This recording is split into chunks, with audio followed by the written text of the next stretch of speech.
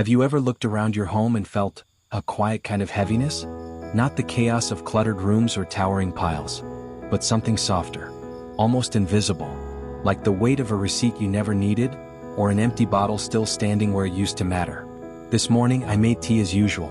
Steam rising, silence falling. And then I noticed a tangled phone charger on the floor, a half-used tube of lotion by the mirror, a faded mail envelope near the door. They weren't loud, they weren't demanding, but somehow they whispered, "We're still here." So I picked them up, one by one, and with each release there was a shift, not just in the space but in me. A little more light on the counter, a little more room to breathe. Sometimes we think we need a weekend to tidy, or a grand plan to reset. But what if it starts with just one thing? One decision to let go, gently. Today I want to walk with you. Not to purge or perfect, but to notice, to soften, to clear the little things that no longer serve the life you want to return to. Not out of pressure, but out of quiet love for space, for peace, for self.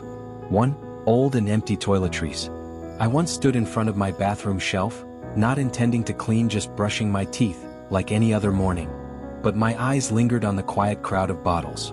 A lotion I hadn't used in months. A shampoo that was almost empty, yet still standing tall. A jar I once loved, now crusted at the edges. There was something oddly emotional about them. As if each one still asked to be seen, even though its purpose had long faded. I realized I wasn't keeping them because I needed them. I was keeping them because I had once needed them. Sometimes we don't hold on to things. We hold on to past versions of ourselves. The skincare routine I used to follow. The fragrance I no longer wear.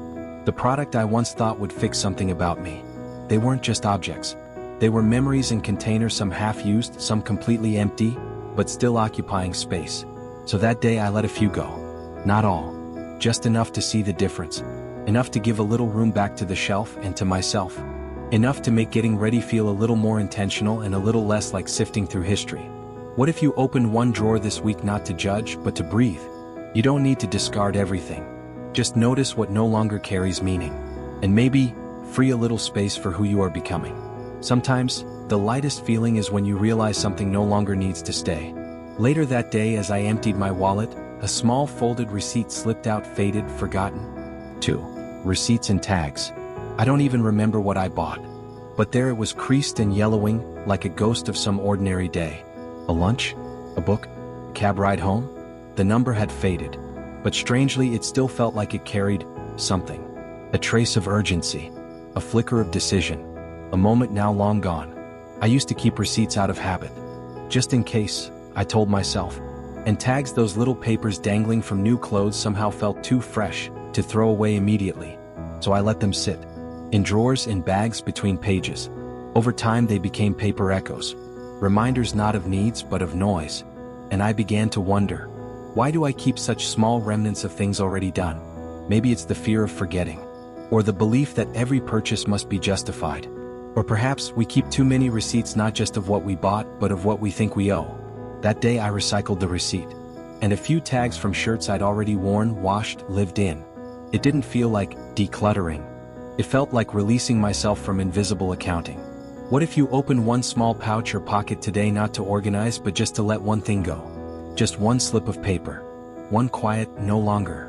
Because sometimes, lightness isn't about space, it's about no longer keeping proof of every moment you move through the world. In the corner of the living room, I noticed a cardboard box I had meant to toss weeks ago. Still there. Still waiting. 3. Online shopping packaging. It once carried something I was excited about. I remember the moment it arrived, the soft knock on the door, the small thrill of unboxing.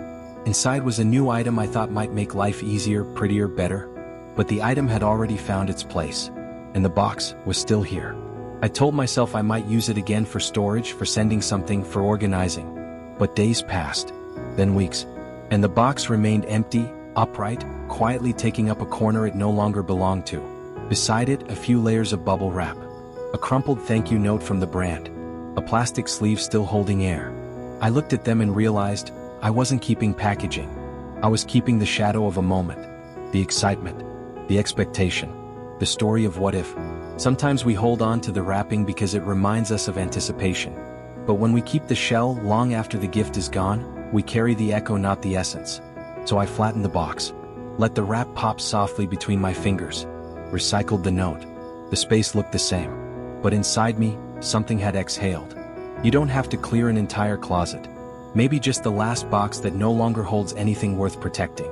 Because peace doesn't always arrive in a package. Sometimes it's what's left after the packaging is gone. That evening, while placing a book back on the shelf, I noticed a letter I hadn't opened. Tucked beneath it, a small pile of unopened mail. For non-essential mail. I used to open everything the moment it arrived. Bills, advertisements, credit card offers. Each envelope felt like something urgent, something that demanded a piece of me. But over time I stopped. Not out of rebellion, but because I began to feel numb to the noise. The mail kept coming like clockwork. Shiny coupons, donation requests, magazine inserts I never subscribed to. I stacked them neatly, then forgot them altogether. Out of sight, but never quite out of mind. That night, I sat cross-legged on the floor and opened each envelope. Slowly, quietly. Most held nothing meaningful. Expired offers, generic greetings, forms already filed online. Made me wonder, how much of what we receive each day is truly meant for us? And how much is just passing through? Sometimes we let things pile up not because we care, but because we never paused long enough to let them go. Like emotional junk mail. Quiet, persistent, and just enough to weigh us down. So I let them go. Every piece. I shredded what needed privacy, recycled the rest. And the space around my desk opened just a little. But more than that, my attention returned to me. You don't need to go through every drawer tonight. Maybe just the pile by the door. Or the envelope you've been avoiding. Let it go, not because it's urgent, but because you're not. When the clutter leaves, sometimes what remains is stillness. And in that stillness, a quieter kind of clarity. As I carried the paper scraps to the bin, my hand brushed a chipped ceramic mug I had set aside long ago, cracked, fragile, still there. 5. Broken or damaged items. Used to be my favorite. The mug had a soft curve and fit perfectly in my hands. I drank countless morning teas from it. It held stories, small comforts, the start of many quiet days. Then one afternoon it cracked along the rim. Not shattered. Not useless. Just no longer whole. I couldn't bring myself to throw it away, so I moved it from shelf to shelf, then into a corner, then behind a stack of books, as if hiding the fracture would make it matter less. But every time I saw it, I felt something unresolved.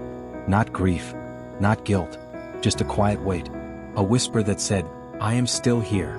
We often keep broken things not because they still serve us, but because they once did. Because letting them go feels like admitting that time has passed, that something has ended. And yet, what if we honored that ending instead of resisting it? That evening, I held the mug gently in both hands, thanked it silently for the mornings it gave me. Then I let it go, not because it had no value, but because its value had already been lived.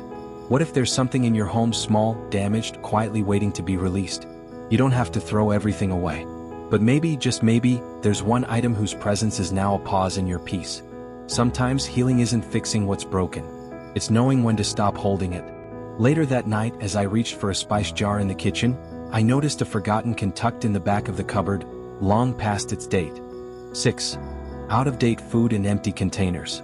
It's strange how food we no longer eat can still live quietly on our shelves. Pastas we planned to cook. Sauces half-used. A bag of rice opened, then replaced by something newer. And then the cans, with faded labels and dust gathering in their rims, waiting for a day that never came. I used to keep them out of guilt, because throwing away food, even expired, felt wasteful. So I turned away, pretended I'd get to it. But time moved on, and so did I. One evening I decided to just look. I pulled everything out, held each item in my hand. Some made me smile, others made me wince. What I felt most, though, was a quiet sadness for what was forgotten. We don't just store food, we store intentions, memories of a recipe, a celebration that never happened, a season that's now behind us. And sometimes we hold on because it makes us feel prepared. But clutter isn't preparation, it's just postponed decision. That night I cleared a single shelf, disposed of what was no longer good, cleaned the glass jars, wiped the corners. The space looked simple again, but something inside me softened. I no longer felt like I was behind. You don't have to clean your entire pantry. Maybe just one row, one shelf, one quiet clearing of something expired on the outside or in. Because letting go doesn't always mean loss. Sometimes it means returning to what's fresh, what still feeds you. The next morning, while putting away a cloth I used to clean the counter, I noticed an old spray bottle tucked beneath the sink, sticky, and used, nearly empty. 7. Old cleaning supplies. It's an irony I've come to notice. The very tools meant to make things clean are often the ones quietly gathering dust. Under my sink was a small army of them. Half-full bottles, hardened sponges, a mop head frayed at the ends. I had kept them all just in case I ran out, in case I needed backup, in case one day suddenly everything needed to be scrubbed. But that day never came. Instead, they sat there aging slowly. Not quite trash, not quite useful, not taking up much space, but somehow always in the way. I picked up each bottle, each cloth. Some still had life in them, others long past their time. And I realized, it's not the quantity of tools that brings cleanliness. It's clarity. The clarity to choose what works, to use it fully, and to let it go when it no longer serves. That morning I kept just 3 things. The rest I thanked and released. It felt like wiping more than a cabinet. It felt like clearing the part of me that always feels I need more to get things right. You don't need to overhaul your storage today, but maybe you can check beneath the sink. Feel each item in your hand, and ask, does this help me care for my space or just remind me I haven't? Sometimes the most caring act is not scrubbing harder, but choosing softness, starting with yourself. And maybe, when you next pour your tea and the counter is just a little clearer, you'll feel it, the quiet, the ease, the enough. It's strange, isn't it? How letting go of a single receipt, an old bottle, or a long-expired jar can leave not just a shelf clearer but your breath deeper. We often think that transformation must be loud. That change must come from big plans, dramatic decisions, total resets.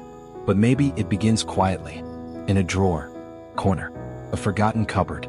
Because every time you release what no longer belongs, you create space for something else, something softer. Not more things, but more you, more awareness, more light, more calm in the way you walk through your home, more choice in the way you begin your morning. I'm not asking you to empty your house. I'm not asking you to become someone else. But maybe, just maybe, you can begin with one small act of release and ask yourself gently, what's one thing physical or emotional that no longer needs to be carried today? You don't have to answer out loud. You don't have to act right away. But the next time you pour tea, and the counter is a little clearer, the air a little quieter, perhaps you'll feel it, the stillness you've been longing for, not found in something new, but uncovered in what you chose to let go.